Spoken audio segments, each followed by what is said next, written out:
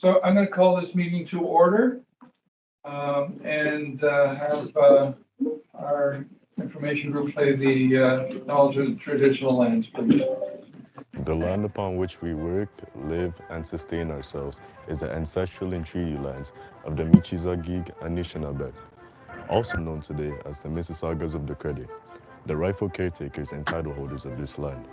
We also recognize the rich pre-contact history and relationships, which include the Anishinaabe and the Ongwe Hongwe. Since European contact, this land continues to be home to Indigenous and non-Indigenous peoples. As responsible community members, we value the diversity, dignity, and worth of all people. Colonialism displaced and dispossessed Indigenous peoples of their ancestral land and continues to deny their basic human rights, dignities, and freedoms. We are committed to learning true history to reconcile, make reparations, and fulfill our treaty obligations to the original peoples and our collective responsibilities to the land, water, animals, and each other for future generations.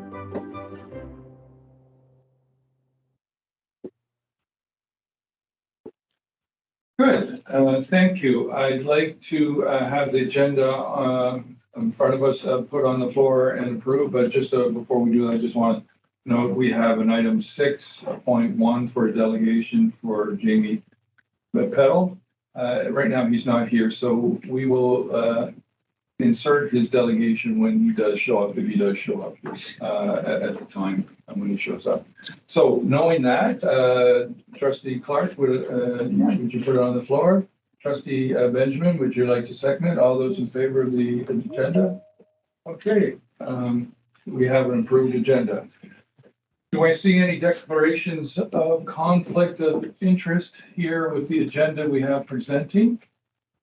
Sorry to interrupt, Chair McDonald. Jamie Peddle has just joined online. Okay, so we now have the full membership online. Fantastic. Seeing no conflict of interest, we'll move on to approval of the minutes of September 13th, 5.1. So, Trustee Bailey, do I have you put that on the floor? Trustee Alves, would you second that? Yep. Do we have any comments or questions about the minutes from September 13th? Seeing none, I'd like to raise hands for all those approving the minutes of the meeting of September 13th. All those here, seeing present, approved. Okay, as I said, we're going to skip 6.1 delegation and turn to it if our delegate. He's online. He's online. Yes. Okay, wonderful. So we're going to have a delegation by Jamie Peddle, a resident, regarding the creation of a Peel District School Board policy for trustee debates.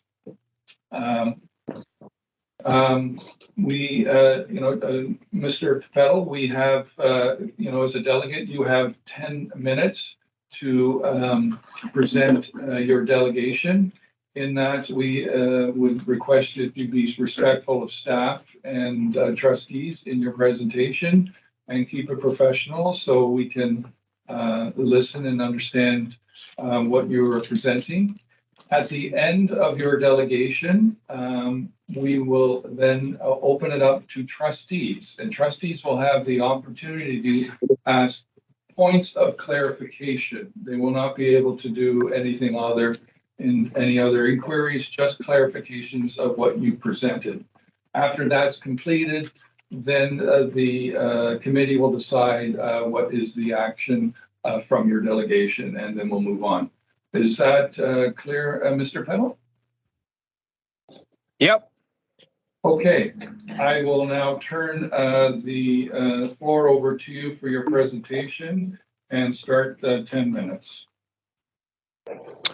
Okay, great. Thank you. I just want to touch face here with some stuff before my delegation about other issues, but the special education system that we have here in Peel District School Board is a complete. Excuse me. We have to keep you on your topic. You've submitted your request for delegation on the creation of Peel District School Board policy for trustee debates. You have to focus on that. You can come at another time and delegate on other topics, but that's the topic you chose to talk about, and we'll have 10 minutes to present. Okay, fair enough. All right, no problem. All right, so basically, you know, I've lived here in Bramalea for 41 years, and growing up here in the education system here, you know, things have changed dramatically. Growing up here, you know, we have so many different issues now that's going on in our school systems. It's a huge variety of things that's going on compared to when I used to go to school here here in Brampton. So, you know, we have 72 school boards in the province of Ontario. We have a huge population here in Peel region. You know, we have debates for mayor. We have debates for councillors. We don't have any debates for school trustees. You know, this is a huge problem. I think that people face when it comes to knowing what their trustee stands for. So what I'm putting forward a delegation regarding of having a debate for the for people that are running for trustees, and then that way parents can vote on who they feel is best suitable for that position. And if you know if we don't know what the trustee is about or the people that are running for it, people are not going to really get out and vote as much. So, you know, we live in a country like Canada. You know, we take pride in our democracy. So, you know, this would be a huge step forward if we can remove the status quo that we have here in our school system and put in some 21st century policies. That's actually going to make a difference. And I'll tell you exactly what happened here too. And this is another thing that's related to this issue here. You know, when my son went to school, and he has autism, and he wasn't allowed to go to school for the very first 2 weeks of school because he had autism.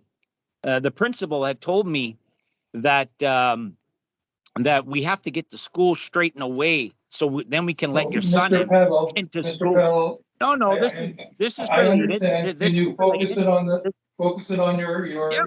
delegation, please? Yep. This is what I'm focusing on. I'm focusing on my delegation. So I put in a complaint with my school board of trustee, and she never did nothing about it, actually. So, you know, what a perfect opportunity for people to have questions regarding debates, regarding accountability. So moving forward, I think we should have debates for people that are running city for school board of trustees. That way people know, you know, what they stand for. And actually, this is a test for all of you individuals that are in this meeting today. So this is a challenge. This is a challenge for everybody. I'm challenging all of you tonight to implement 21st century policies to make sure that in the next election, we have debates for people that are running for school board of trustees. So this is a challenge for all of you guys.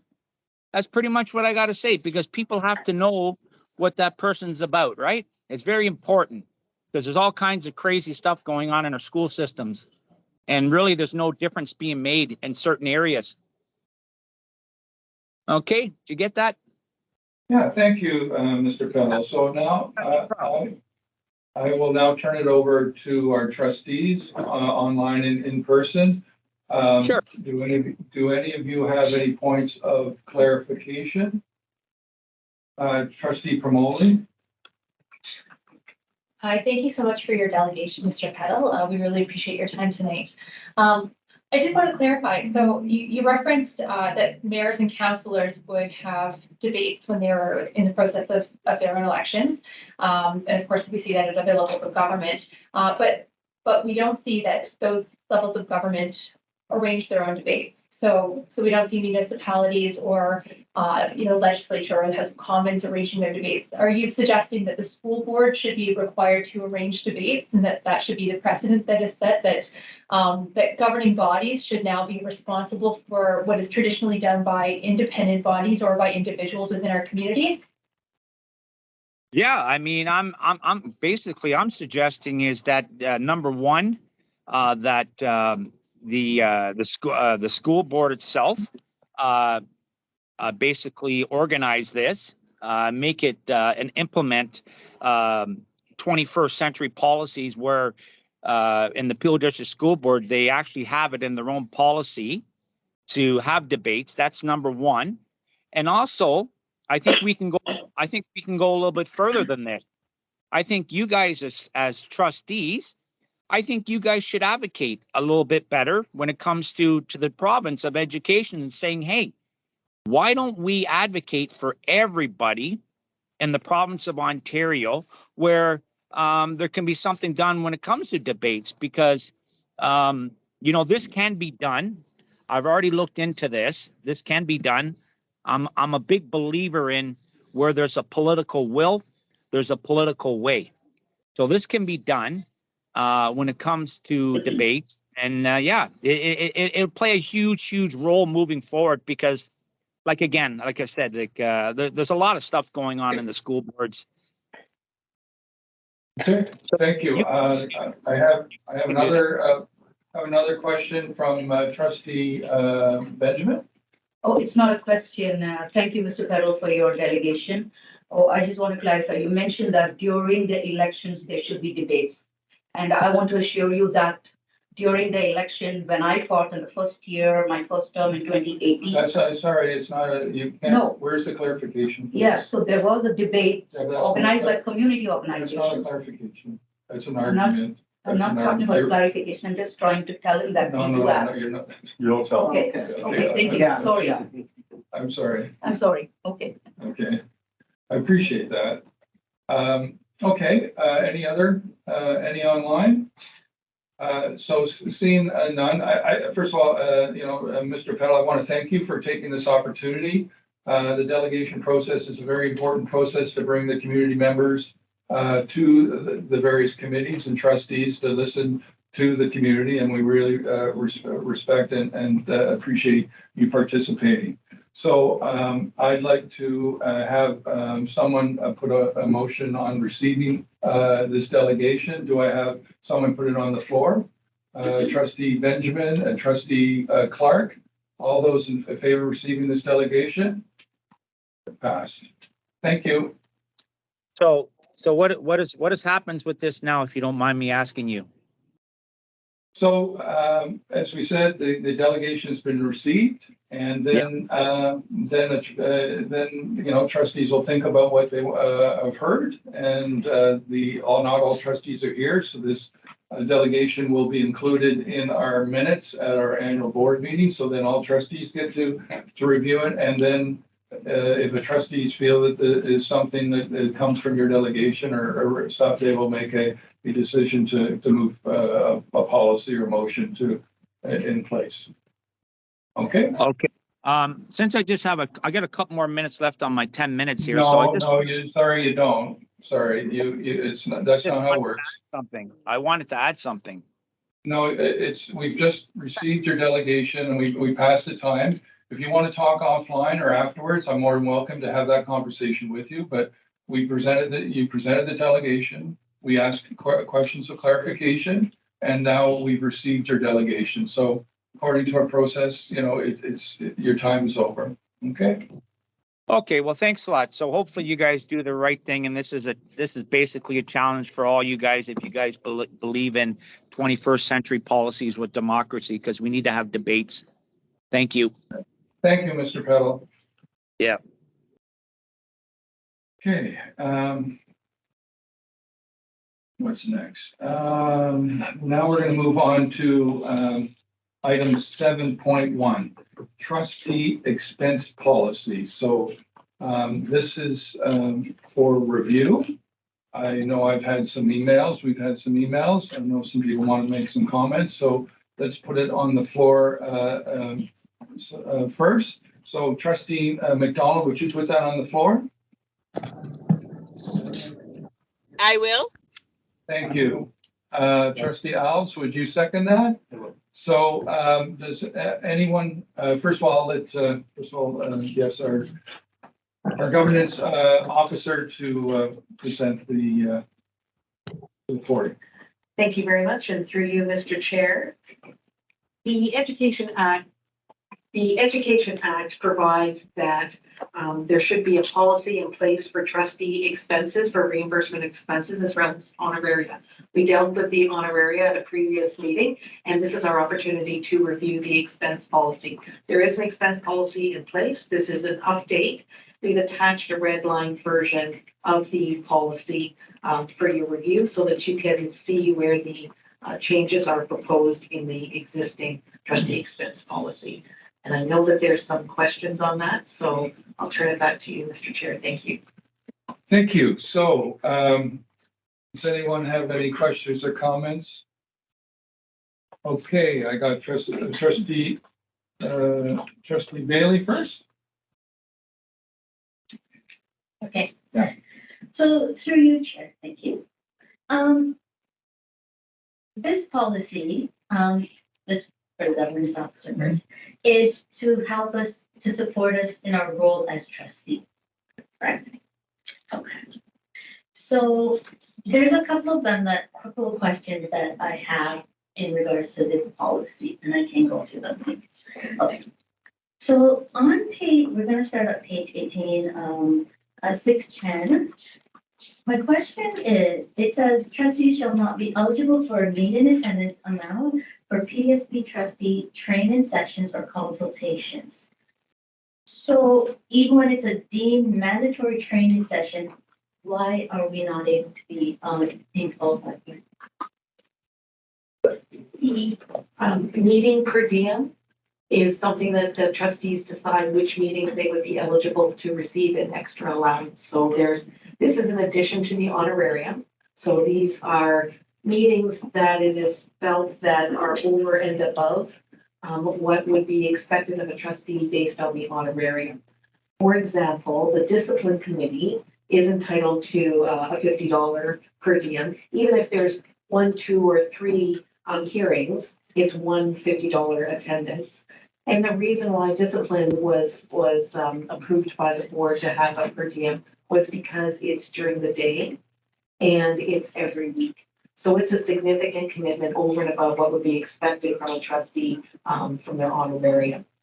So if the trustees feel that it is over and above their duties to attend the mandatory training, that is a requirement of the ministry directives and it is part of the procedure bylaw, then it's free to the board to as motion to propose an amendment to the policy to include training per diem. That's something for the board to decide, and it's something for you to think about is 6 per diems or 6 mandatory trainings times $50 per 12. So it is a fiscal issue as well. Thank you for clarifying. My other question is on 6.23. It says, without limiting the above, trustees may be reimbursed for the use of their personal vehicle to travel to and from their trustee residence to meetings of the board or a committee or a task force meeting for which a trustee would be eligible to receive an attendance amount. So if we're going to a community event that we're required to attend as a trustee, does this mean that we cannot do per diems? Can you clarify?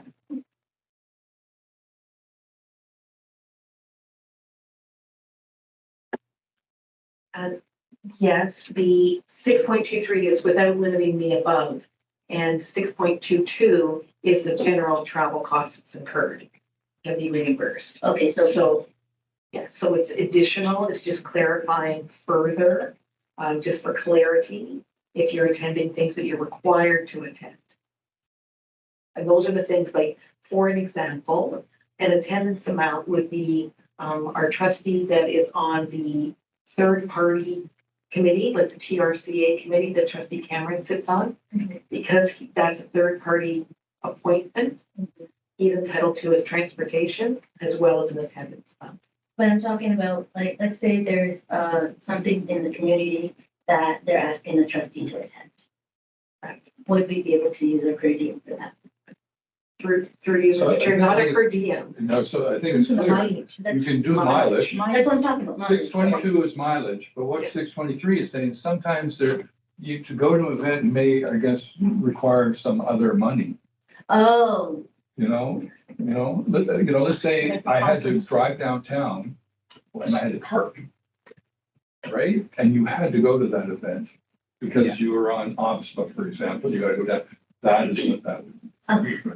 Thank you for clarifying. You're welcome. I got that right. Yeah. Okay. So then I'm a little bit on the confused side for 6.35. Because it says, all hospitalities, events require pre-approval by the chair of the board of trustees in consultation with the director of education. Is this an Education Act or is this a board decision? Thank you for the question through you, Mr. Chair. That's a board decision. Okay, so why are we asking permission from our employee, this form first, and why are we asking permission from our employee to sign off on something that we already have a right to use? Thank you for the clarification. The approval actually comes from the chair. The chair will consult with the director of education. One of the reasons for that is just for continuity with what the board is actually already doing. So if a trustee was wanting to do a hospitality event and the board was already scheduling one, it may be that you can join forces and et cetera. So it's not that the director of education provides permission. It's only in consultation. The permission or pre-approval comes from the chair. Okay, but as far as I was aware, the chair is one of us, our voice, but no more authority over one over the other. So I would need pre-approval from the chair. The chair is the spokesperson for the board, and a hospitality event by its very nature is an event where you're going to be a trustee would be having a presentation or hosting a group. And because the chair is the spokesperson, the chair should be providing permission, approval for a single trustee to be hosting an event like that. Right, so I think that, if I would understand, it's not like you wanted to go to a school and host an open forum or open house. I don't think that's what we're talking about here. Say you had a delegation, I used to get a lot of delegations from Eastern Europe or China, and you wanted to, have a hospitality for that delegation. So then can we clarify that? Because this is saying any kind of hospitality event. Well, it says in 3.7. Or 6.37. The events of all non-trustee appeal staff are not considered hospitality. So like, I think it's trying to say that, you want to entertain on the heart of our board, right? You're entertaining someone. It's not like I'm having an open house. That's not, or a town hall. It's not any of that. I think it's clear. If I may, at 5.4, there is the definition of what hospitality is. Good. And if that definition is insufficient, perhaps we can look at the definition of hospitality.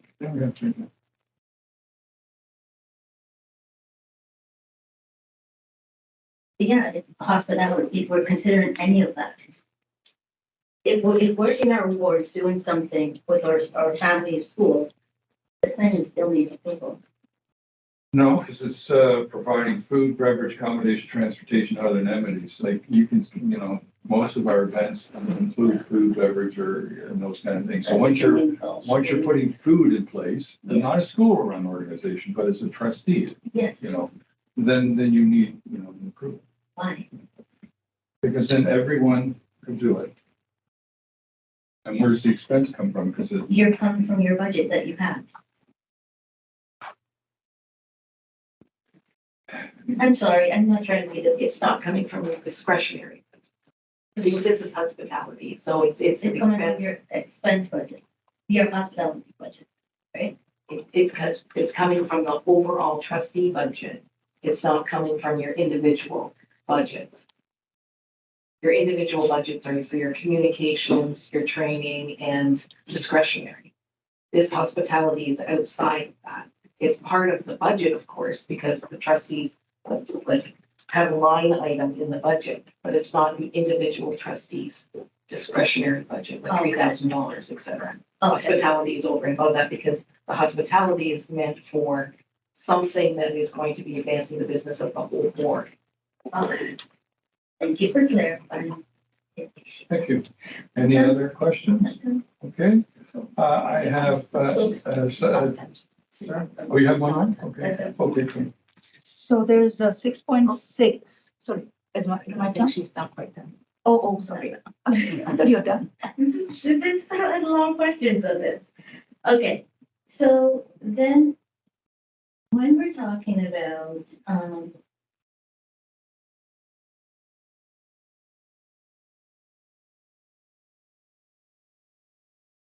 the other one that I really had a question was, going down to,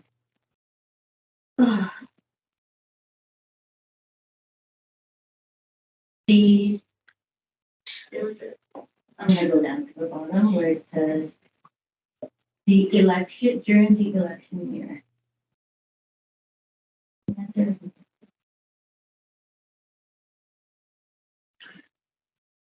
So it was talking about, I'm trying to find a question, during the election year, it was saying that you cannot put out, any kind of publication or newsletters or any such thing during the election period. Yeah.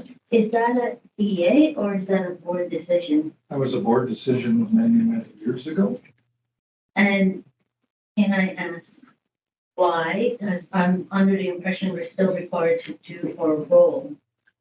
And I can tell you from history, and you can add to that, it was felt that we didn't want to have an unfair advantage for a city trustee over someone who wants to run as a trustee, to, send out any kind of marketing details, that may put their name, in an event, that was, an advantage over someone who doesn't have that. So that's why it was done. Thank you. And if I may add to that, thank you, and through you, Mr. Chair. It's very common practice at municipal levels and school boards to have this, and it is consistent with the use of corporate resources during the election period policy, which was passed the end of last term before the election. Okay, so what you're telling me is I have a newsletter that I put out to my residents. I say my residents, the boards I support, each month. So for a minimum of 6 months of the election year, I'm to stop all communication with families. How fair is that to the families when they when they come to rely on the information that I'm providing them? How is that fair to them? It's not about us asking if it's fair or not, okay? That's what the rules are. No, but if And we're if you want to creating change them, rules. if you want to change them, you can change them. We're just telling you the history of it. Okay, Okay, we're not here to debate. Okay? And we've gone through this, over many years. David and I've seen people who tried to use that in election times and non-appropriately. So the rule's been around for quite a long time. And if you want to change it and get support of your members, then that's what you're able to do. Kat, my question is there a way to do it? Because it is not fair for families who we're constantly hearing there's a lack of communication. When we put something in place, all of a sudden it's going to be pulled from them. That's not right. And is there any way to be able to still say, you're not using resources to unduly, I don't know, influence, voters. But we still have a role to do, we still have a job during that time. Thank you for the question, and through you, Mr. Chair. I would suggest that if you wanted to put forward a motion to direct staff to bring forward the use of corporate resources policy and take a look at it from that perspective, from the election policy. And then if necessary, if there's changes made to that, if necessary, come back to this policy to make the changes. There'll be sufficient time before the next election in order to do that. That way, we'll be looking at the rule in the context of an election as opposed to just the trustee expenses. The reasons it's included here is to make a reference to timing for expenses. The rationale, et cetera, is contained in the other policy, the use of corporate resources policy. Okay. I think if somebody is going to bring up the other points, I'll leave Okay. that. Thank you. I'll go to trustee Benson. Do I see trustee Davies? You have your hand up? Just more of a comment on that. No, no comment. Yeah, no, it's not. Yeah, I see that. I see. Anybody? Thank you, through Chair. Just, you mentioned about the discipline committee and, the per diem. So just clarifying on that, that is automatically calculated onto our honorarium, or we have to apply for it? Thank you for the question, and through you, Mr. Chair. It is something that you submit. There's a form on the trustee portal. You can access it to submit to request the $50 payment. It's per diem. It's in addition to your honorarium. So is that a new thing, or No, it already always existed? I didn't know about it. Yes. For many terms. My whole first term, I was on the discipline committee. I did not know about it. That's what I'm clarifying now. And the second thing is, in 6.6, it says a task force. Could you define what task force is like? If you have a question through you, Mr. Chair, task force is like a committee, but it's a single purpose. It's formed for a particular task, and when the task is completed, the task force is completed. It's a particular task type committee. Would the Britannia farm be part of a task It force? may be a task force. Could be. But It's that is also a still, committee. It depends how it gets formulated. It doesn't exist at this point. There was an undertaking at the PPFMB meeting to bring that back, and how they bring it back will depend on the terms of reference. yeah, okay. And one more thing, we mentioned, we were talking about, we could support the schools. Is there a limit to the, to how much money we could support a school? Like, I know sometimes there was a request for some buying of books by the Yeah, particular I school. think it's So your discretionary. it comes under Your limit is your discretion. discretionary. So is subject to approval? No. No. Okay, You just have to follow guidelines, okay. right? You're not supposed to give gift cards, for example, No, to your school, right? No. But you could give money for books. books. If I may. Okay. Yeah, please. Actually, through you, Mr. Chair, there is a pre-approval required when the Yeah. funds are being used for schools Schools. particularly, Yeah. because it's meant for projects or programs where there's insufficient funding from the ministry. So in order to ensure that it's a program that's not already funded, there is a call it an approval process. It's a form they fill in just so that they're aware. All it is the school has to tell you what the program is, the GL number, the general ledger number for it to be put into, and why they're asking for the money. It's not arduous. But the- It's an email. But to your limited question, if it's $3,000 for this program in one school, you could go $3,000. Right. Or, and what I've done, are we still doing that? I always save it all up to the end of my term and then distribute it accordingly. Discretionary balance does roll over year to year, but then it does just extinguish at the end of the term. Unlike the other allowances that are per year, the discretionary does roll over. Yeah, and so I just bring that up for new trustees because, $3,000 is not a lot of money. And if you divide it by 20 schools, it's $50 or whatever it is. But if you suddenly multiply by 4, it can, it can make a difference in, I want to put you're doing a math initiative at the school. We'll support that. And you might have something more substantial. Okay. Thank you. You don't need a question? Okay. Okay, thank you. And you're done, Trustee Benjamin? Yes. Thank you so Yeah, much. thank you. Trustee Davies, you wanted to say something? I'm on this one, sir. Okay. It's more of a comment. Thank you. Thank you. I'm now gonna go online and Trustee Cameron. Hello, everyone. Yes, thank you. And through you, Chair, I have a question about Policy 75, specifically Section 6.48. 6.48 is the bottom of page, well, not the bottom necessarily, but it's on page 10 of 15 pages. It specifically, the section reads, is under discretionary expense allowance. So it's very specific. My question is specifically related to our ability to make some choices about what we would like to use that expense account for. The wording of this section is costs of attendance at a retirement event or contribution to a retirement event for a principal, superintendent, associate director, director of education, or any other executive officer is eligible for reimbursement. So therein lies my issue. I would like to share with you that this concerned me considerably when I recently inquired about using some of my discretionary money to attend the retirement farewell for an office manager who had worked for the Peel District School Board for almost 38 years. And based on the wording of the policy, I was not allowed to purchase the $40 ticket from my discretionary funds to attend. I paid it personally and I attended, and that isn't my issue here. It's the fact that the policy is exclusionary and says that I could pay for a retirement event for senior team members, but not for someone who worked in a school office, for example, for nearly 4 decades. It's possible, for example, on the flip side, that a senior team member listed in this current policy could be at the PDSB for 2 years, then retire, and I could get a ticket to that event paid out of my discretionary funds.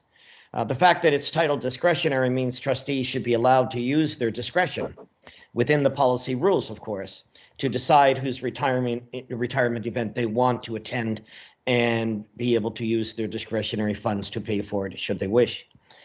That long-term employee who has served this board as a custodian, an ECE, a TA, a teacher, an office manager assistant, vice principal, and all employees of this board should be included in this list of staff that trustees can choose to use their funds for a ticket to a retirement celebration. Chair, through you, my general idea is to remove any position titles from the policy. We might say something like costs of attendance at a retirement event or contribution to any board staff retirement event are eligible for reimbursement. Additionally, I'd remind everybody that all spending out of any of the trustees' expense accounts are posted on the board website once a year for the public to see how their taxpayer dollars are being spent by each trustee. So it is a transparent process, and we are required to answer to our constituents as to how we have spent that money. I'm not a member of the committee, so I don't have this opportunity to create this amendment, but I wonder if I could just propose an amendment would read to amend the policy by removing the restrictions in the reference to retirement. I would need, through you, Chair, someone to move and second if that was of interest to anyone around the table. So I see some interest here, and obviously I appreciate the pre-warning with the email that you sent. So I've also talked to our governance council on that. So do you want to suggest an amendment, and then we'll put put someone on the put it on the floor and second it, and then we can vote. Thank you, and through you, Mr. Chair, thank you for your comments, Trustee Cameron. Yes, the motion that could be put on the floor is to amend the approval of the trustee expense policy by amending paragraph 6.48 to remove any restrictions on the position of staff eligible for retirement reimbursement. I think that's a very clear statement. So Trustee Clark is going to put that on the floor. Trustee Bailey is going to second that. So, do we have any people who want to comment on this? I see some hands up. I just want to make sure, Stan, your hands up. So, you know, you want to make any comments to this? Sorry, I thought I took my hand down. Okay, good. No, it's down, you're right. I see a hand just went up, Trustee Green, are you wanting to talk to this amendment?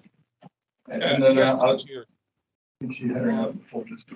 I definitely agree with Trustee Cameron because when I saw this, I also did my own homework and check with other board across the province and see what they're doing. And discretionary is a discretionary, and the discretionary to be used as a discretionary, and the trustees will follow the policies and procedures that we have in place in how we use that discretionary, but there should be no restriction because a discretionary is a discretionary. I also checked with the Ontario School Board Association and they would say the same thing, that a discretionary is a discretionary, and it's up to the trustee and how to use that discretionary within policy and procedures. So I'm in support of the motion. Thank you. Thank you. Now, Trustee McDonald, you have your hand up, but I believe you were going to talk to another item. But are you wanting to talk to this motion, this amendment motion?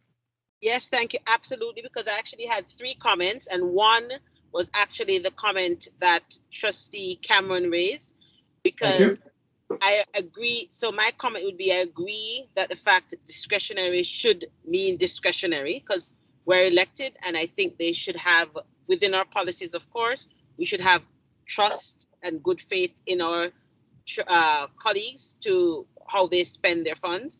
I also am even more concerned by the fact that I find it elitist and discriminatory. In the past, we have been able to attend all levels and all retirements, regardless of a staff's seniority or portfolio that they have within the board. And I think it sends a wrong message, because I think every single staff member is valuable, from the most senior staff member to the most junior staff member. And to me, a retirement is a retirement. So I'm in 100% supporting this book.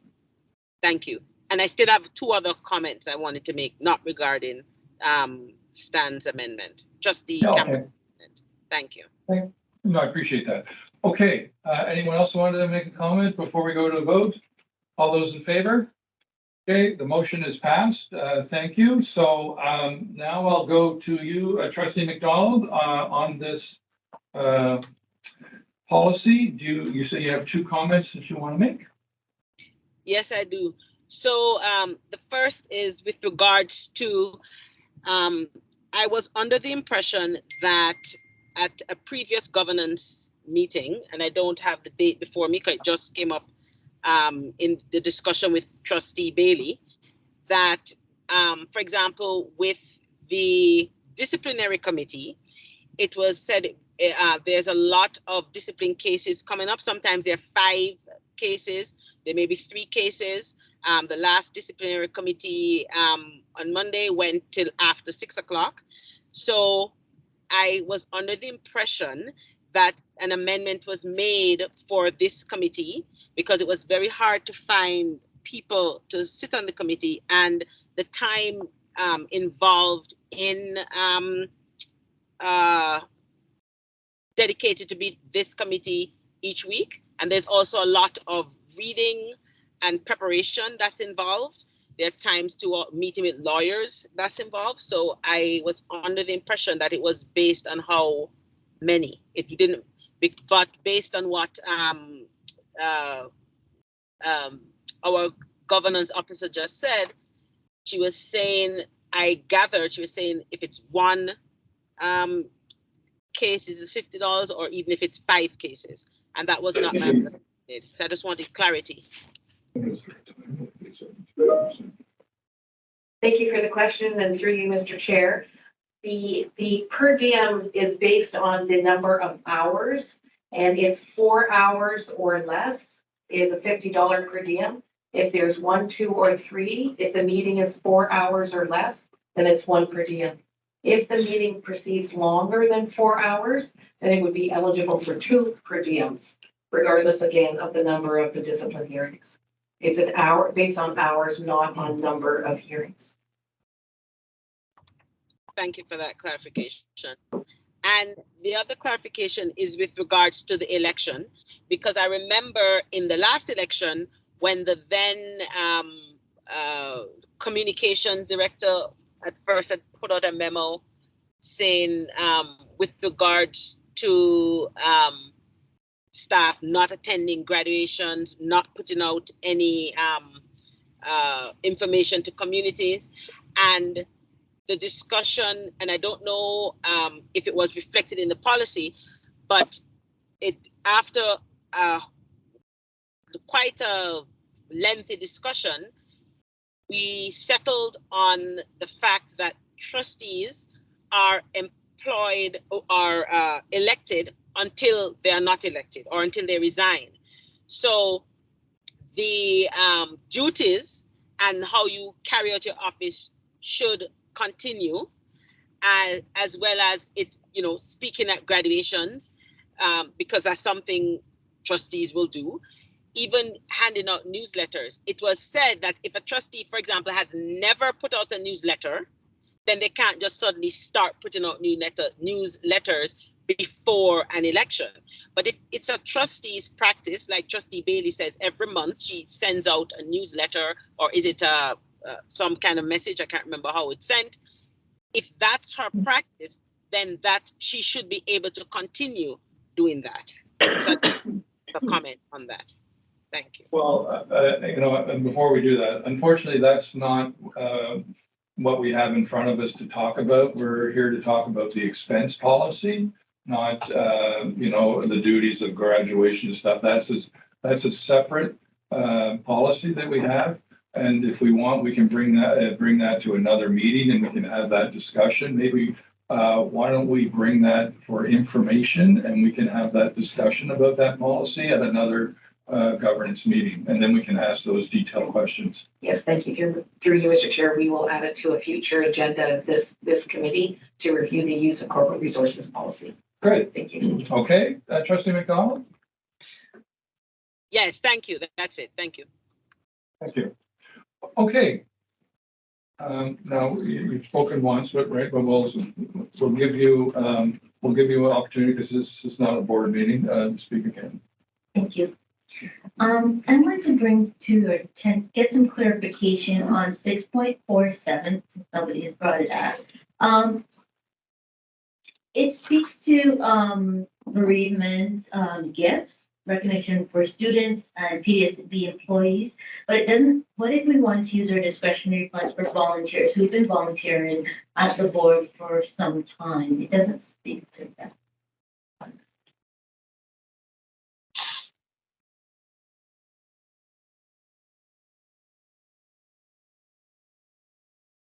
Thank you for the question, and through you, Mr. Chair, you're correct, and the PDSB employee is defined as full-time, part-time, and contract employees. It does not include volunteers.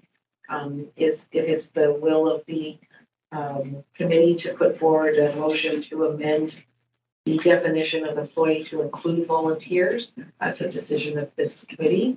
If you wanted to do that, then there would be the 2 amendments to the policy, but first in connection with the retirement, and the second in connection with the volunteers for being recognized as an employee.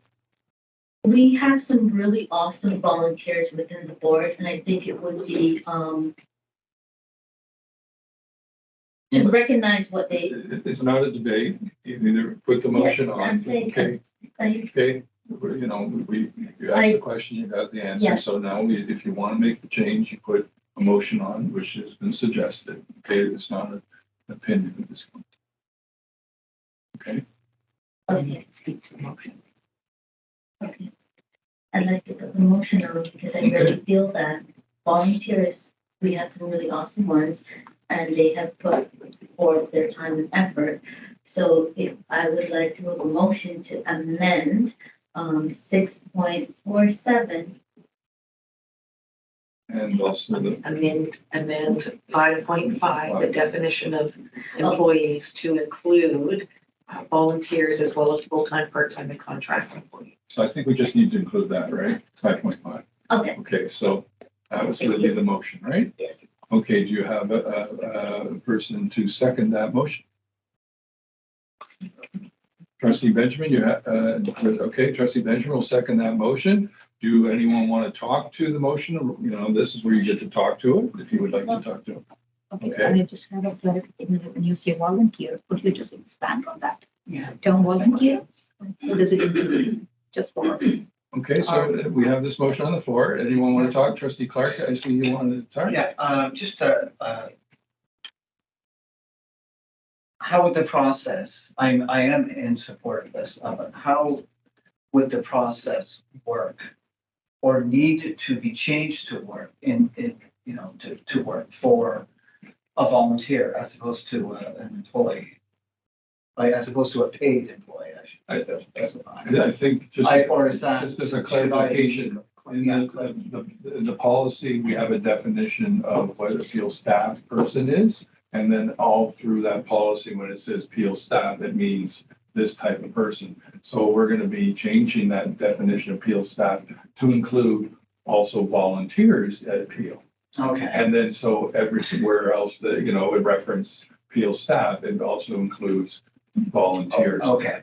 Does that answer? Yeah, that's the clarification. Okay, thank you. Trustee Alves? Hey, Chair, so just a question of clarification. So perhaps for our governance officer, if we amend the definition of employee, is there any risk to other communications that we may have published that have that term already used as someone who's paid by the board? That's my only concern. Thank you for the question, and through you, Mr. Chair. Each of the definitions is particular to the policy.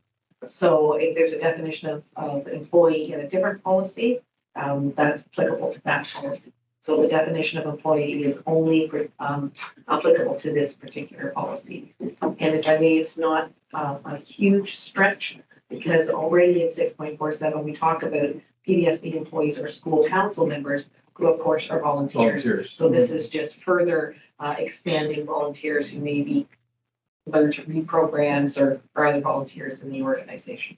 Thanks. Great. Thank you for that clarification. Yes, Trustee Davies.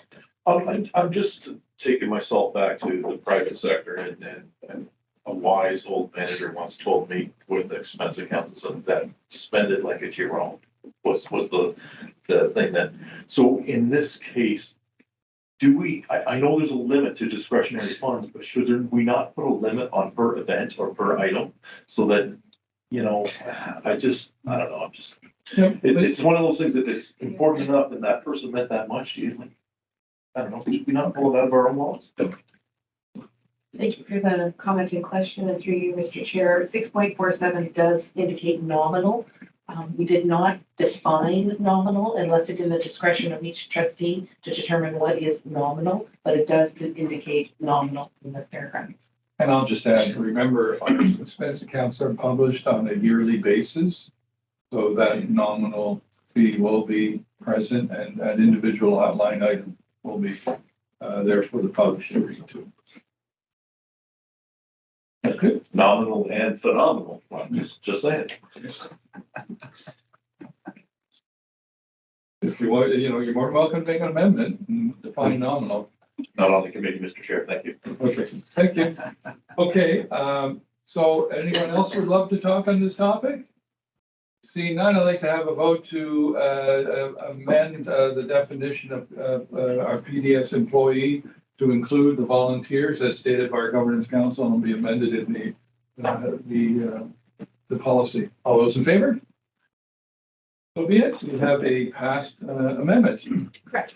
So, do we have any more amendments before we?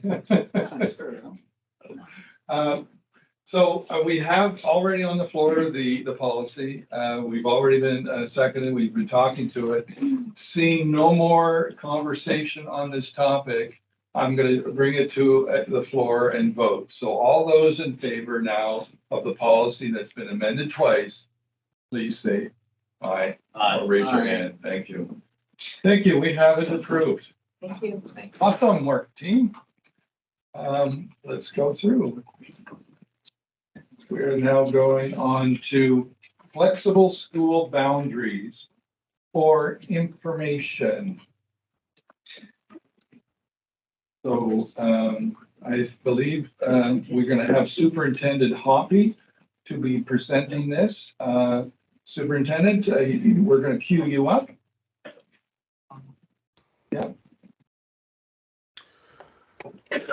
Chair, and through you, tonight I am providing an update on the new flexible school boundaries policy. A copy of this policy is attached to the report for information. The flexible school boundaries policy has been revised by PDSB staff and establishes direction and access to schools outside of a student's designated home school.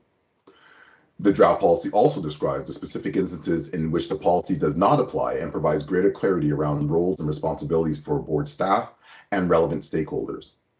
The draft policy is ready for consultations with school administrators and the PDSB community and will be recommended for approval at a future Governance and Policy Committee meeting. Next steps for PDSB staff include the development of accompanying operating procedures as outlined within the policy with respect to criteria for determining schools available for applications, admission priorities, and appeals process, and timelines for flexible school boundary requests. I am joined by Coordinating Principal Elizabeth England, and we are happy to receive your feedback on the draft flexible school boundaries policy and respond to any questions that you may have at this time. Great. I appreciate that, and I think you've put on the policy of the change of 4.8 is the only change. Is that how we see that, or is that been the highlighted only change? Superintendent Hoppy? Through you, Chair, 4.8 of the existing policy is the only change. Is that what you're asking to clarify? Correct. Correct.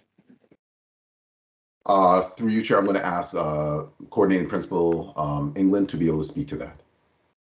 Certainly, that is not the only change to the policy. I do have some changes which I can outline for you. The first one is regarding what's new in the policy. Would you like me to outline some of those what's new? Yes, please. I think it's important because I think the most calls we get are probably certainly. So I'll provide sort of an old flexible boundary policy explanation and then a new flexible boundary policy explanation. The first one is in the old flex boundary policy 19. The statement of policy remains and is included in the new draft policy. Going to number 2, the application and the scope section in the new flexible boundary policy draft is, as I said, new. It provides greater clarity regarding who the policy does and does not apply to. In looking at section 3 is also new in the new draft policy. It provides definitions to provide a consistent understanding of what flexible boundaries are and what homeschools are. Looking also, section 4 in the new draft policy section is also new, outlining the reasons for the flexible boundary policy, the procedures, and it lays out what the board will establish in the procedures. So the procedure will include, for example, as Superintendent Hoppy said, the criteria for determining schools available, flexible boundaries, admission priorities, timelines, etc. The transportation requirement, I know, is something that I'm sure as trustees you hear about quite a bit, and that remains the same. It will be the sole responsibility of the parent or guardian. And the flexible boundary procedure will outline further the steps and the how as to how the policy is going to be implemented. Good. I really appreciate that. So do I have someone put this on the floor? Trustee Alves, and I have online Trustee McDonald. So do we have any comments or questions? This is only for information. So we're just looking at it, and as Superintendent Hoppy said, it's going to be going out to administrators and stuff. So Trustee Clark. Yes, I have a couple. I'm not sure if they're admissible, so I'll just ask them. Just for a point of clarification, it says in 5.1a, it says grade 9. It does that mean only grade 9? Thank you for the question, and through you, Chair. So the reason that this is highlighted is because of the transition that takes place between our elementary schools and going into our secondary schools. And so at that time, we do offer, there's an application process for a number of different programs, such as our regional learning choice programs. And so this is speaking to the notion in terms of what is now considered equitable access in terms of those different programs, and the expectation that students attend their designated home schools, to all students and parents and guardians, that they have that opportunity, and it's not seen as one being better than the other. Okay. So if I were to summarize, and this is how I've understood this, and Superintendent Hoppe, you can confirm this, you know, you may have two high schools. One has a program that doesn't at your home school. And so at high schools, you're going in your grade 8 and you want to go to a high school that has this program, and that's when you would therefore apply as a flex boundary, because there's a special program that you can't get at your school. Is that correct, Superintendent Hoppe? Thank you for the question and clarification, and through you, Chair. Not quite in terms of what this is actually pointing to. What this is referring to, in the example that you provided, where a student is looking to go to another school, it is the expectation that the school principal is going to talk about and promote the equality of outcomes of all of our different programs. So although you may want to go to another particular school to participate in a particular program, not doing so does not disadvantage you and now put you at a loss because you're now getting quote unquote a lesser education. You might not get what you want in terms of that particular experience for that particular program, but you're not at a disadvantage. So that's something that has come up in the past, and we wanted to make very clear that all of our programs are amazing within all of our schools, and that regardless of where a child finds themselves, they will be able to find success. And we wanted our principals to be able to promote that equitably in terms of the outcomes that students could be are able to provide.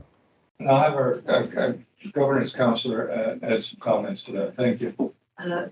Thank you, and through you, Mr. Chair, and perhaps Superintendent Hoppe can correct me, or coordinating principal England can correct me. If a grade 8 student applies for a regional learning choices program and through the process is not going to go to the regional learning program, and instead is going to go to their home school, and instead they try to apply for a flex boundary to get to a different school that has a regional learning choices program in it. Is the paragraph in any way saying that every school is great, and if you aren't in a regional learning choices program, stay in your home school, you don't apply for a flex boundary at that point to try to get to a different school? Thank you, and through you, that is correct. Okay, and if I may, through you, Chair, my second question is on 5.2. I remember this in my mind when, in my first year. I'm just wondering, it says that the office, it cites the office manager is to maintain records of the boundary applications at the school office. So these applications aren't anywhere else? Because maybe not with this particular issue. I've had issues where there have been, records that were not able to be found for other issues. So when there's been a change in the employment. So are these, are there copies of this, of the applications anywhere else? Thank you for the question, and through you, Mr. Chair. Records and information management. We do have a policy that this committee did approve and recommended for approval, and did go to the board and has been approved. And different records are maintained different places by different people, depending on the nature of the record, including OSRs, which are maintained at the school level. This is not part of the OSR, but it is these types of records are maintained at the school level. They're not maintained centrally. They are maintained at the school level. Okay, thank you. Any more questions? Trustee Cameron.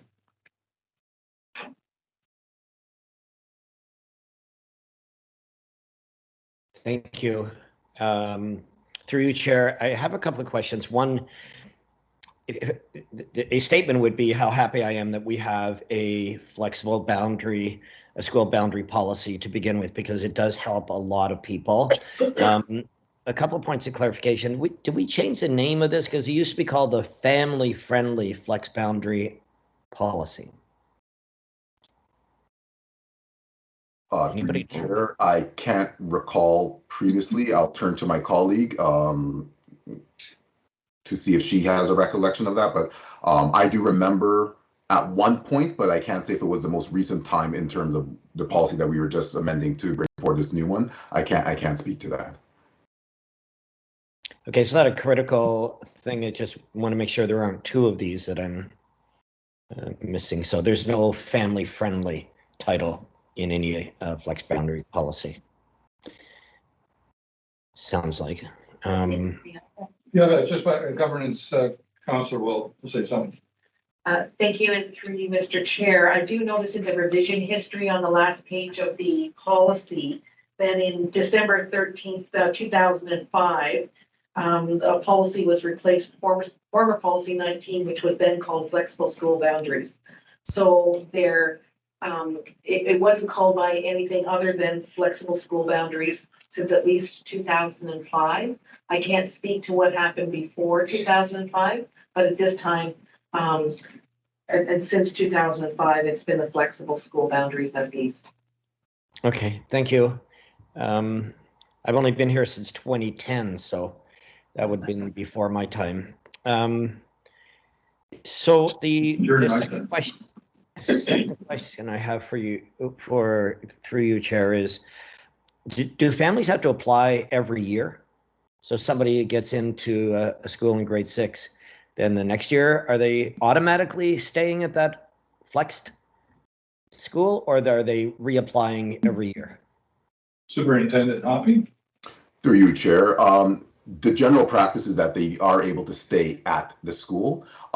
Generally speaking, they do review, as an administrator, you do review your enrollment on a year-over-year basis, and you also take a look at all of the different students that you may have come in on a flex at that time. But once you do accept them through a flex boundary, it is expected that they are now part of your enrollment. It is not an expectation that the family needs to go through that application process again.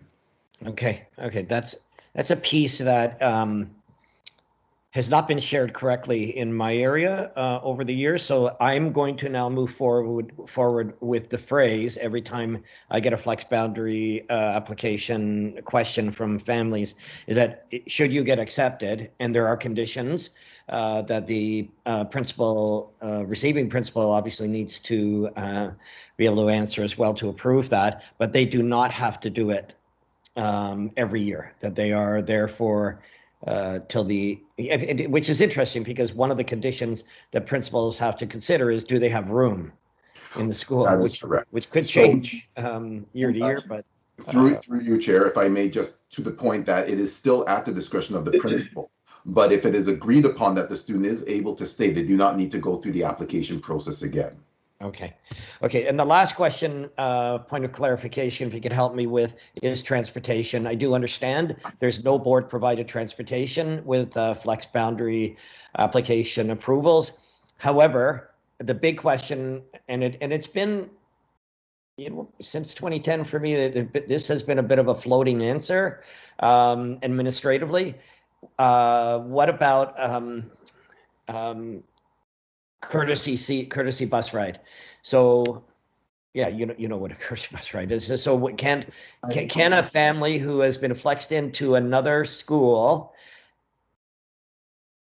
apply for a courtesy ride? Thank you for the question, and through you, Chair. So as you stated initially in your question, the flexible boundary transportation is not part of the flexible boundary process. And so at no point is that a consideration as to whether or not a family is going to be able to come in. It is not something that is provided. With that being said, if a family is eligible because of the school that they're wishing to attend falls within the parameters and the boundaries that are established through the transportation policy, then they're able to go forward and request courtesy seating as per that policy. But as far as being able to have access to that vis-a-vis this policy, no, they're not able to do so. Okay, am I missing something there? Because if they're flexed to a school outside of their area, it's not in their boundary, then they're not going to meet any qualifications under the transportation section of policies. However, there are families who would drive to a common pickup spot if there was an empty seat that would allow their kids to get to and from a flexed-in school. So I think, I'm not sure I heard the answer. Can they apply for courtesy seating if they've been accepted at a school on a flex? Thank you for the question, and through you to clarify, I do not have the transportation policy in front of me to be able to answer with any certainty at this time, so I'm not going to be able to speak more than what I shared as a possibility of what may occur. So I would need to take that back and bring that back with clarification. Okay, so I think I'm hearing that from the flex boundary application process, there isn't anything that would stop somebody from applying for a courtesy seat, because that's what I've been hearing. No, if you get flex boundary approval, you're not getting a bus ride, and then you're not allowed to apply for a courtesy seat when there could be space. If I think I'd like some clarification, Chair, through you on. Trustee Cameron, this is for information only. Superintendent Hoppy will go back and have this conversation as part of the information gathering and question process. And so when he brings his report to us for approval, our policy for official approval, we can have that question answered for you. Okay. Okay. Thanks. Bye. And I just want to clarify your previous comment, a tweak to point. When you're flex boundary into, let's say, an elementary school, that's the only school you're flexed into. You must, I just want to clarify this.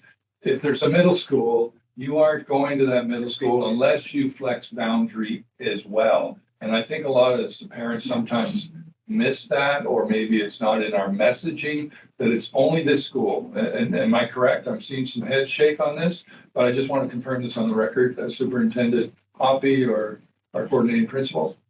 Through you, Chair, that yes, this is correct. So for example, if a student were attending Gilchrist Public School and were flexed into Gilchrist Public School and they wanted to go to Greenbrier Senior Public School, they would need to then apply for another flex boundary into Greenbrier Senior Public School. And then if they wanted to go to Chinguacousy Public Secondary School, then they would need to apply for a flex boundary into Chinguacousy Secondary School. Do you think that should be put in our policy? And I'll let you think about it. Thank you. Anyway, is that what you're going to say, Trustee Clark? Yeah, I was through you, Chair, I was going to suggest that it would be great to put it into policy, but more important is that it would be in the communication to parents. So whenever they're able to see this, application, like we some of us might know this, but the parents are the ones that need to know. So I think it's important that they, I don't know if that's, I appreciate that. I appreciate that comment, Trustee Clark, and I think the application, not just the policy, would be a place. Anyway, we'll just leave that to your process and we can see what comes back. Any other comments or questions? Yes, Trustee Benjamin. You already had the discussion, but I got a parent calling me because the students are all in the process of going to the visiting schools now for the regional programs. And so this parent said that 2 schools have offered their child the same program. They live in Mississauga, and they wanted the school in Mississauga, but they got offered for the program from a school in Brampton. So, they're saying, we live within the boundary. We have asked for the program in the Mississauga school. We visited the Mississauga school, but the principal of the school is saying, oh, there's the same program in the school in Brampton. Why is this happening? I said, I'm not. So I don't know. I don't know what this I think system what is. is the program, first of all? What's program? The regional program, I'm not sure what It's it a is, but it regional is John Fraser and Central Field. High skills major? It could be, yeah. So that's a different application process. It's not a regional program, so. It's like French immersion, and correct me if I'm wrong, Superintendent.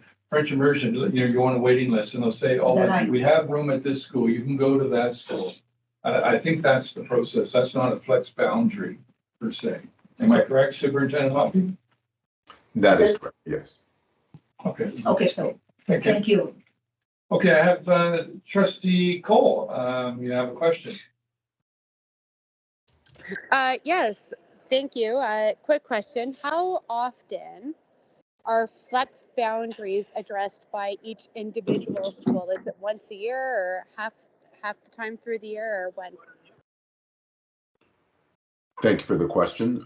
Through you, Chair, they are typically reviewed once a year by administration. It's not the expectation that a student would attend only for a portion of the year and then go back. It's typically for the full year that they are looking at. And so it would be an annual process when they're being looked at again. Could it possibly be twice a year? I've had many people in my community complain because they've moved halfway through the year and there's no transportation to and from school. Through you, Chair, just to clarify, do you mean that the reviewing process happens by the administration for that particular student twice in that year to see whether or not they're still eligible? Can you reframe, please, or rephrase? Yes, if they're still eligible, as well as new students coming to the school halfway through the year. So if they are eligible, once they have been accepted through a flex boundary application and the student and they've met the criteria and they are now able to attend that school, typically there is no reason why they would now need to be reviewed again unless their circumstances have changed that would warrant that. But generally, that is looked at on an annual basis. For students who are coming in partway through the year, again, that's typically something that is not, we try to avoid that because we're trying to maintain continuity for a child's education. And so by virtue of that, that is not something that you typically want to do. If you're talking in a secondary setting where you have semester 1 and semester 2, that may be something that may come into play as a possibility as part of the conversation as to why it is that they would want to enroll at a particular time in the school year. But generally speaking, it is something that the administration does on an annual basis. Can I just interrupt? I just want to make one last comment and I'll leave, but I know it's something that typically wants to be avoided. However, in many instances, it can't be avoided. So I just want to know what happens for the parents that do have kids entering the system halfway through the school year. And I know the school board wants to avoid it, but what do we do in those instances where kids have to move in the middle of the year and they need transportation? I just want to know what's available to them. So through you, Chair, in terms of this particular policy, in terms of flex boundary, the process that they would now go through would be meeting whether or not they meet that criteria. In terms of transportation outside of that, again, it would be the separate transportation policy that they would need to meet that criteria for. So there are two different things that would depend on a case-by-case basis. Yeah, and I'm going to add to that. So typically, let's say a parent moves halfway through the year and they say, I'd like to finish the year at the school my son or daughter is at, and then go into the in-school that I've moved into. And that's where you have a conversation with the principal. When you're in mid-year, obviously the room is already there and it's stuff. Flex boundary is really an application process that is done and evaluated at the beginning of the school year. Say, is there room to have someone in or not? So the later years conversations are much easier. You don't typically go through a formal flex boundary. You go through an informal conversation with your principal. But that in itself is not documented here. And question? I'll just leave that in there. But thank you, Trustee Cole. I appreciate you bringing that to our attention. Do you have any more comments, Trustee Cole, or your hands up? Okay. No other questions? All those in favor of receipt for information only of this motion? Okay, it passes. Let's go on to 6.3, school councils. I believe this is for information as well. So we're going to go to school councils, and Superintendent Hoppy, you're going to be introducing this for us. Thank you. I am, Chair, and through you, tonight I'm providing an update, the revised school councils policy, which is appended to the report for information. The school councils policy has been reviewed and revised in accordance with the Ontario Regulations 612-00. The policy directs that each PDSB school shall establish and maintain a school council, and that the school council, through the active participation of parents, works to improve student achievement, well-being, and belonging. Further, the policy directs school councils to uphold the PDSB's values of equity, inclusion, anti-racism, anti-oppression, and anti-colonialism, and ensure these values are reflected in school and board initiatives, strategies, and activities in support of student learning, achievement, and well-being. The policy is ready for consultations with school administrators, school council chairs, and the PDSB community, and will be recommended for approval at a future Governance and Policy Committee meeting. PDSB staff are currently revising the school council's operating procedure in accordance with the regulation. This procedure will proceed to Directors' Council for approval in alignment with the approval of the policy. Tonight, I am joined once again by Coordinating Principal Elizabeth England, and we are happy to receive your feedback on the draft school council's policy and respond to any questions that you may have at this time. Okay, so let's put it on the floor. Trustee Alves and Trustee McDonald online will second it. Do we have any questions or comments here? So I'll ask the same. One. Okay, sorry. Before you get started, Trustee Benjamin, Superintendent Hoppy, what has changed from the previous policy? Thank you for the question. Through you, Chair, I will ask my colleague to be able to highlight some of the changes for you. Certainly. Thank you very much, Superintendent Hoppy, and through you, Chair. Looking at the old school council policy 61 and the draft new school council policy, here's a summary of some of the changes that have taken place. In the old school council policy 61, there was a section 2, code of ethics, sections A through E. In the new policy now outline details relating to how the code of ethics should be implemented rather than the old policy, whereas in the new policy, it's listed as 1.7 appeals to school board values of equity, inclusion, anti-racism, and anti-oppression are listed, and to ensure these values are reflected in school council and board initiatives, strategies, and activities in support of student learning, achievement, and well-being. And the second point that is new in draft policy is the application and scope section, which is in alignment with principles and expectations of the board's human rights policy, equity inclusive education policy, and the anti-racism policy, in addition to the Education Act, relevant PPMs, the Human Rights Code, and all applicable policy. The structure and composition of school councils is removed from the new policy and will be included in the procedure, which will be directly informed by the Education Act, Regulation 612-00. Details of Policy 61, which are not included in the Education Act, will not appear in the new OP. In sections 4 and 5, roles and responsibilities of school council. Looking at the old item A in policy 61, this is included in the new draft policy. Advisory responsibilities are also to be included in the procedures. Not included in the new policy or OP is a process for the school council member failing to fulfill their duty being removed by a 2/3 vote of the members of the full council is not included. Each council will be responsible for making up their own processes for handling conflict and making decisions with appeal to school board values at the foundation of decisions. Also removed in the new policy is the voting process. Decision-making processes will be outlined in the new policy in alignment with Education Act Regulation 612-00. Going over the roles and responsibilities, items 1.3, 1.4, 1.6, 1.8, and 1.16 in the new policy provide an overview of the roles and responsibilities of school councils. And it includes roles of 1.12, Director of Education, 1.13, Associate Director, School Improvement and Equity, Curriculum and Instruction, Student and Community Engagement, and 1.14, Superintendent of Education Roles and Responsibilities.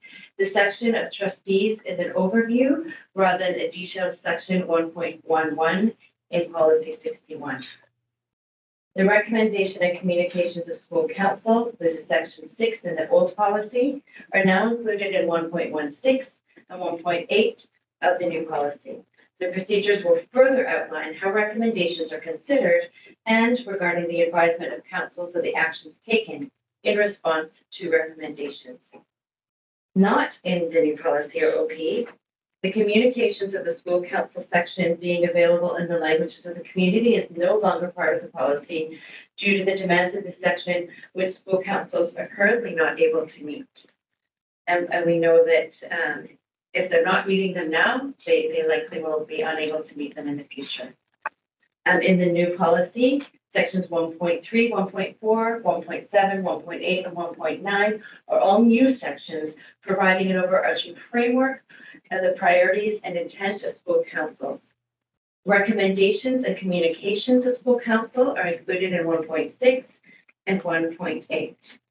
The role of the trustee is included in the new policy in 1.11 and has been modified to meet the requirements of the Education Act.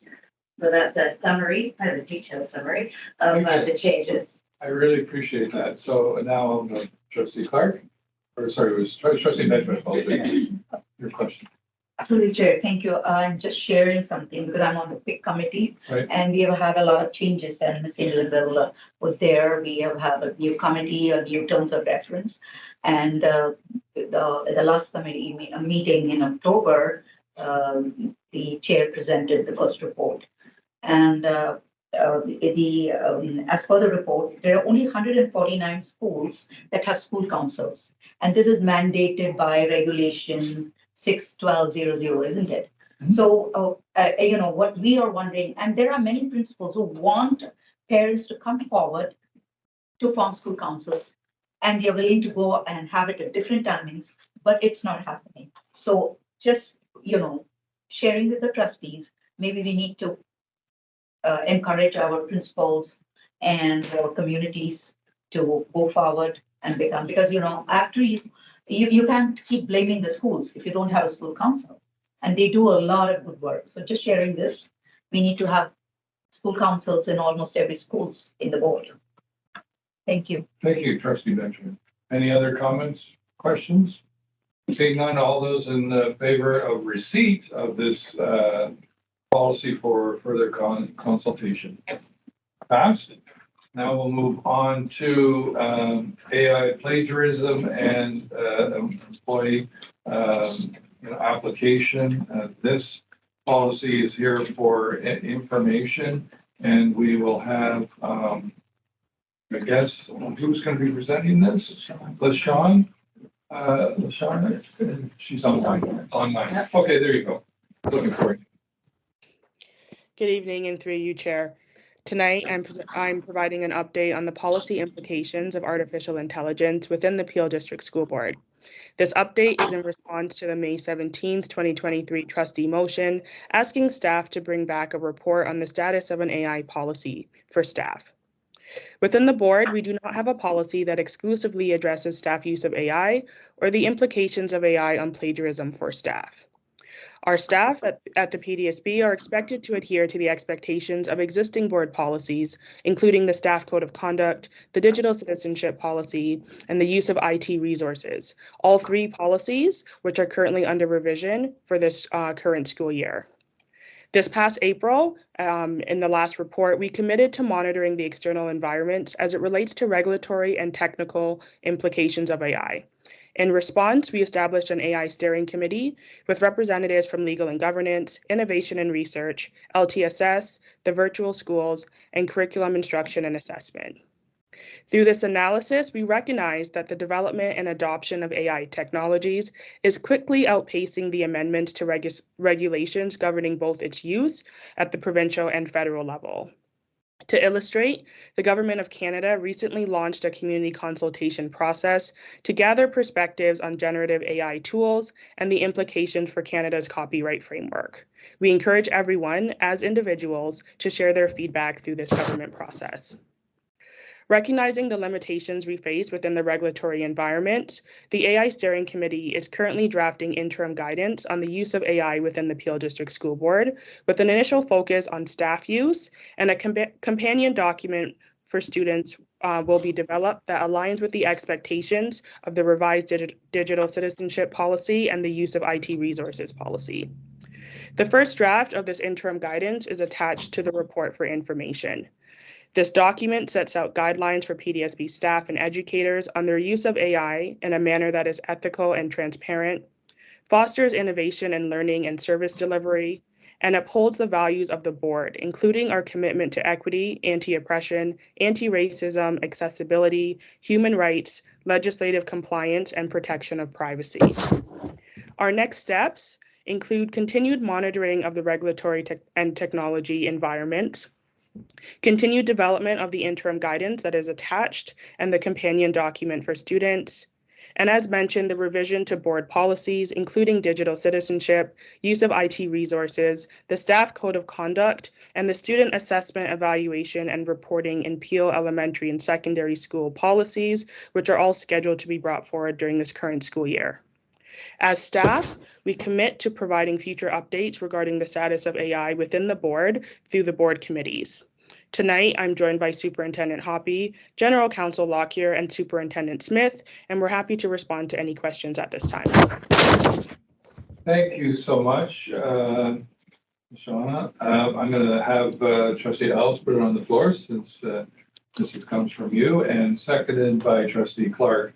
So do we have any questions or comments? Trustee Ellis? Just a comment to thank everyone for their hard work on the report. I really appreciated how fulsome it was, and I appreciated the vast list of citations for research used. I don't have any questions. Honest to goodness, great report. Really enjoyed reading it and going through the list of references that you folks have put together. Thank you very much. Very helpful. Thank you.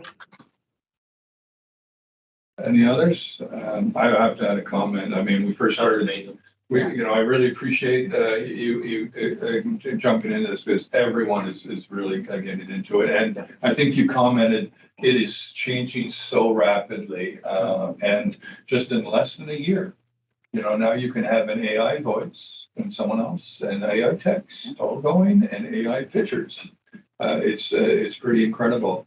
And I talk to my colleagues all the time about how to use it and get them to use it. And then my son on Monday tells me how he spent 2 days coding. He's never coded in his life, but ChatGPT helped him develop an app. So it's amazing how we can be used as a learning tool, but it also can be used in a more nefarious way. So I appreciate all the great work that you team are doing to help our staff and administrators figure out how to deal with it and provide and eventually provide guidance for our students so they know how to use the resource effectively and properly, and because it will be a part of our future as we move into the world. Thank you. All those in favor of receipt of this, thank you. Perfect. We're going to go now to 7.5. This is student records, again, for information only. I'm going to pass this on to our governance counselor who will introduce the item. Thank you very much. And through you, Mr. Chair, I'd like to pass the baton over to Oriana Sharp, our privacy officer. In response to a trustee motion from May 25th, 2022, this report outlines the effort that has taken place over the last year in building a records management and access and privacy program, and more specifically, work on a framework to effectively handle the Ontario Student Record, or OSR. The Legal and Governance Services Department is developing a coordinated approach towards privacy and ensuring the PDSB remains committed to an open, accessible, and transparent environment while maintaining the privacy of personal health and confidential information in its custody and control. The OSR procedure associated retention schedule, and handbook was completed in the fall of 2022 and was approved by Directors Council in the spring of 2023. Training on the handling of OSRs has been delivered to various groups across the PDSB, including guidance counselors, office assistants, and office managers. The training presentation, based on the handbook, has been created and is available to all staff through Peel Professional Development. Staff of Legal and Government Services continues to make themselves available to advise and answer questions on the various steps in the OSR process, including who should have access, the maintenance and the confidential destruction of OSR documents at the end of their life cycle. An information access and privacy policy was approved by the board on March 29th, 2023. This outlines staff's responsibility to secure and protect information that is of a personal health, and confidential nature, and to report suspected or actual privacy breaches to the privacy officer. An online training module is being developed based on the Municipal Freedom of Information and Protection of Privacy Act, or MFIPA, and the PDSB's policies and procedures. The objective is for every staff member to take the training on an annual basis. This will keep privacy at the forefront. In response to the question regarding records related to student discipline, the protocol is available in the report, and I'm available for any questions. Thank you very much. So let's put this on the floor. I think it was Trustee McDonald's motion. So we'll put that on the floor. Someone want to second it? Trustee Benjamin. Any comments or questions? Seeing none. All those in favor of this receipt of this report? Thank you. It's passed. We'll go on to the last item, 7.6, proposed amendments to the Peel School Board's procedure, bylaw, and committee terms of reference. So I'll pass this over to our governance council, and this is for, again, information only, right? It is. Thank you. Thank you, and through you, Mr. Chair. A procedure bylaw is a document that's enacted to govern the calling, place, and proceedings of board meetings of the trustees, together with any committee meetings of the board, including standing committees, statutory committees, and even subcommittees. This bylaw is administered by you as trustees, by each of the presiding officers, with some little bit of help from the Director of Education or their designate, which is typically myself. So the procedure bylaw, as best practiced, is reviewed at least every term. This version of the procedure bylaw was passed last term, so it's time to review it again. We've gone through it with a fine-tooth comb, and you'll see the changes highlighted in red in the draft that's attached. And if you want to ask any questions about any of the proceedings, I'm happy to answer any questions. Just for your information, we are having a training session in January on the procedure bylaw. This procedure bylaw is also one of the items that needs public notice to be amended. So you'll see that there will be notice, and there has to be at least 30 days notice. So on the November meeting, you'll see board meeting, you'll see notice to the public that we're going to be making some changes to the procedure bylaw. That's why it's here for information. And then in the January meeting, it'll be before the board for approval. That will be after you have today you have an opportunity to provide any comments. And then again at the training session.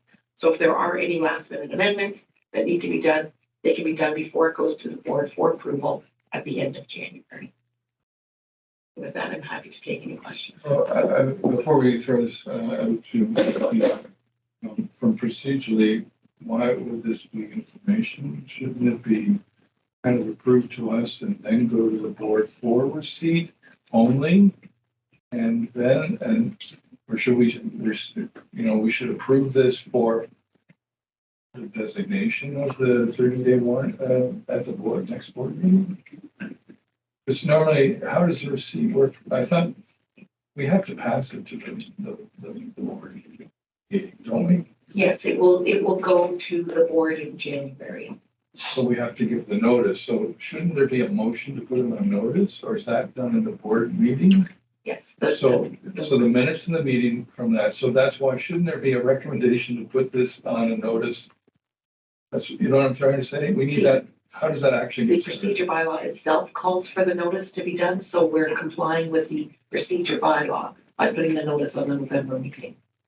This committee doesn't need to recommend that notice be put on because it's already in the procedure bylaw that notice must be provided at least 30 days before approval of a procedure bylaw.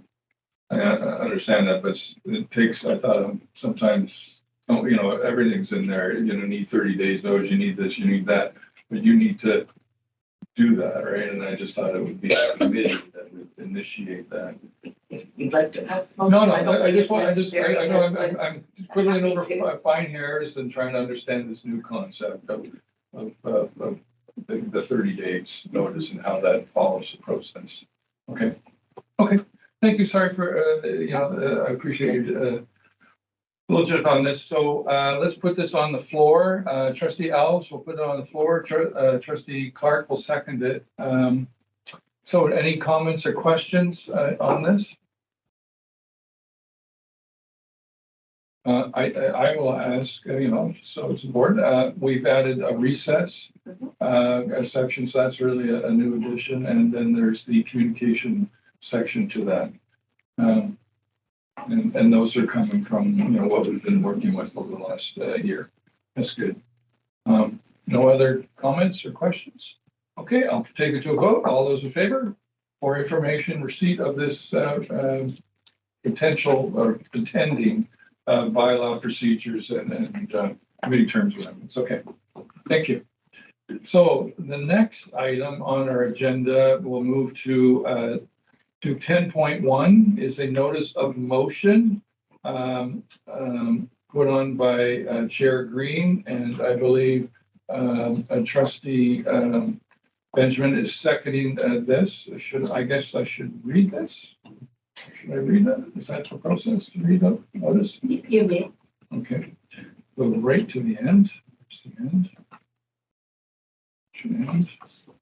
You can do an abbreviated reading and just read the therefores as opposed to the whereas. I'll get there if I'm the thing will allow me to get to the bottom of this page now.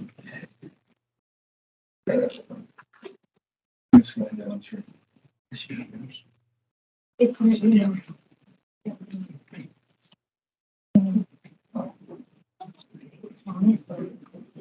We'll get there. Sorry for the delay, so it's just getting it right. The PDF right to the bottom.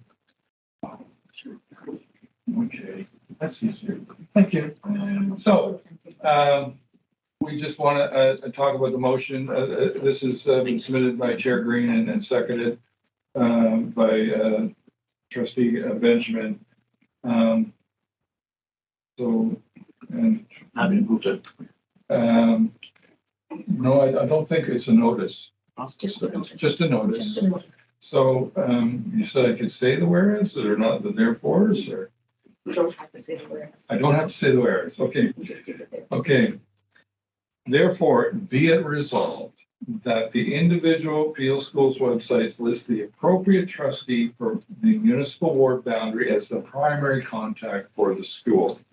And further, that the individual Peel District School Board website lists the appropriate trustee for the school enrollment catchment area as the secondary contact for the school to address constituent issues. And further, the staff create a procedure outlining the listing of trustees on school websites. And further, that the procedure include the roles and responsibilities of primary and secondary trustees, including that if a parent or member of the public is dissatisfied with the service of the primary trustee, they may reach out to the secondary trustee for further assistance, which may include the involvement of the board chair and director of education. And further, that the procedure include that should the primary trustee receive a call from the parent in the secondary trustee's ward, the primary trustee shall advise the secondary trustee of the call and copy the secondary trustee on any correspondence or emails. Thank you. Okay, yes. Thank you, Chair, through you, Chair. So, I guess my only question of clarification. So firstly, I'd like to thank, Chair Green, this committee trustee Green for writing this motion. I think it's a good motion.